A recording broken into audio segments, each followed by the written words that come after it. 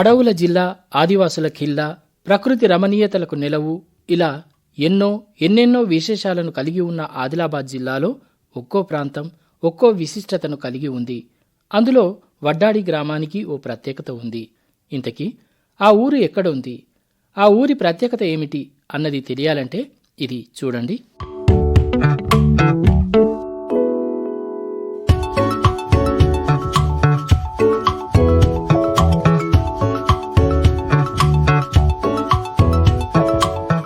ఆదిలాబాద్ జిల్లా తాంసి మండలంలోని వడ్డాడి గ్రామం ఇది.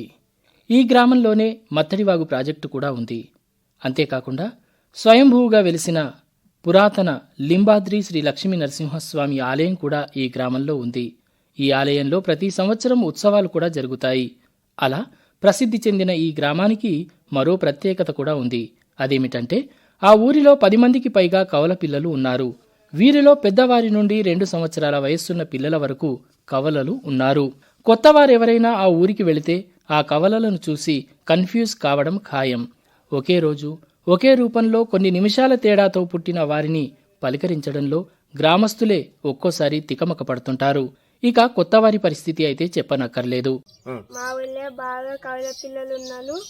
అందులో మేము కూడా కావ్య, దివ్య కవల పిల్లలం ఉన్నాం. నా పేరు గౌతమి. మేమిద్దరం 6th క్లాస్ చదువుతున్నాము. మేమిద్దరం కవల పిల్లలము. మా స్కూల్లో ఎవరు సాలు టీచరు గుర్తుపట్టారు. మా ఊళ్ళో కూడా ఎవరు గుర్తుపట్టారు. ఈ ఊళ్ళో మా ఆడకట్టులుగా ఎవరు గుర్తుపట్టారు. ప్రస్తుతం గ్రామంలోని ప్రభుత్వ ప్రాథమిక పాఠశాలలో 3 కవలలు చదువుతున్నారు. మరికొందరు ఉన్నత చదువుల కోసం ఆదిలాబాద్, ఇతర ప్రాంతాలకు వెళుతున్నారు. వీరు ఒకే పోలికతో ఉండటంతో పాఠశాలలో ఉపాధ్యాయులు, తోటి విద్యార్థులు ఒకరికి బదులు మరొకరిని పలకరిస్తున్నారు. అంతేకాకుండా వారి బంధువులు, గ్రామస్తులు కూడా అయోమయానికి గురవుతున్నారు. 11 సంవత్సరాల వయస్సున్న గౌతమి, గాయత్రి పాఠశాలలో 6వ తరగతి చదువుతుంటే 10 సంవత్సరాల ప్రత్యక్ష, ప్రణాళికలు 5వ తరగతి చదువుతున్నారు. హర్షిత్, వర్షిత్ ఇదే పాఠశాలలో 7వ తరగతి చదువుతున్నారు.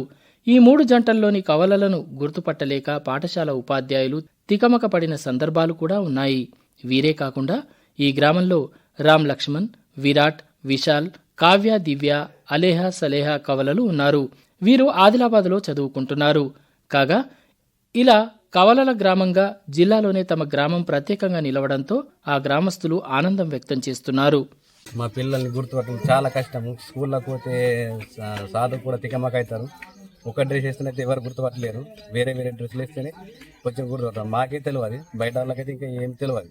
మాది వచ్చేసి ఆదిలాబాద్ జిల్లా తాంసి మండల్ వడ్డాడి గ్రామం.